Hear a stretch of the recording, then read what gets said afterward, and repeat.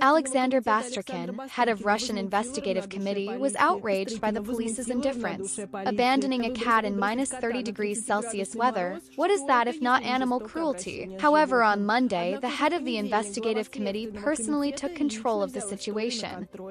Alexander Bastrykin, head of the Investigative Committee, took control of the case of a two-men resident who suffered a back burn as a result of improper medical treatment. Bastrykin also demanded that formalism and indifference be eliminated in public outreach. We always say, there is no such thing as someone else's misfortune. We must respond.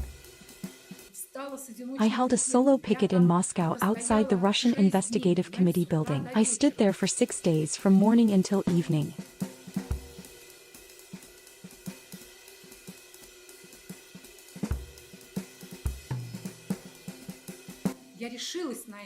I decided to picket because I don't know how else to get through to them.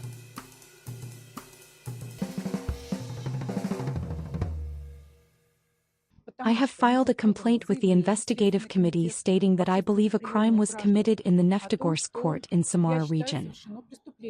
I testified in the Lada-Rus case.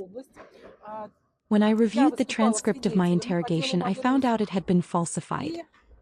Over 100 changes had been made. Thus, as a result, without my knowledge, I was transformed from a defense witness into a prosecution witness. The transcript contains words I never said. I filed a corresponding complaint. According to the law, a criminal complaint is reviewed within 30 days. This is too long, because Judge Pigareva intends to deliver a verdict in the Lada-Rus case in the coming days. Security guards from the Investigative Committee came out to see me.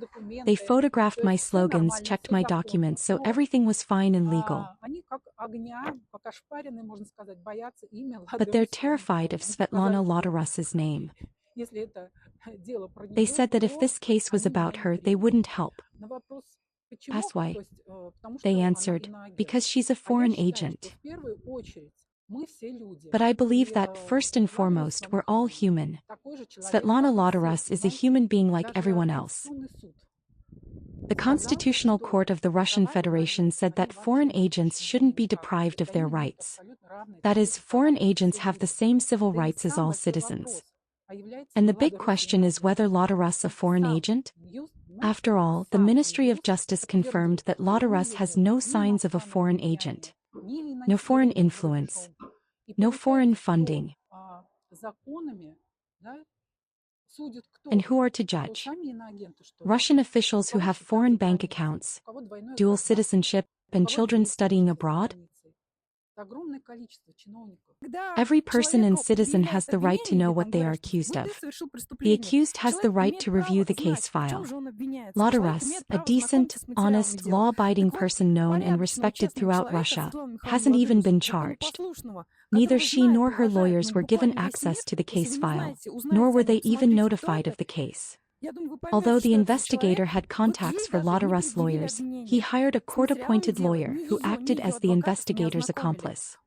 Simply signed the necessary documents, but didn't care to understand anything, and didn't show up to defend the person in court.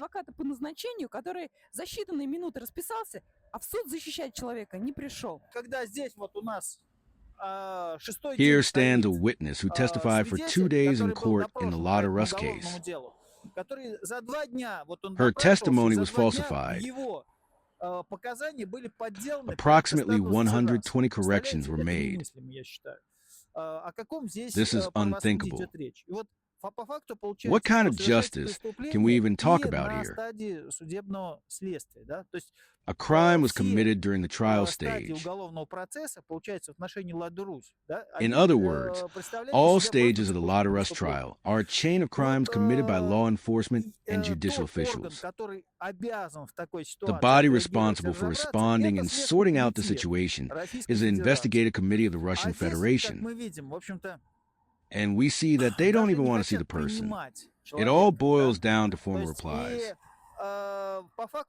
Yesterday, we filed a complaint at the official reception office of the Investigative Committee.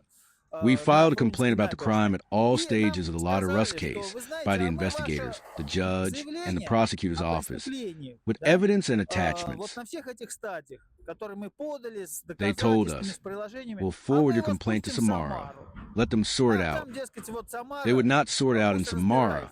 I assure you, for it's there that the crimes took place.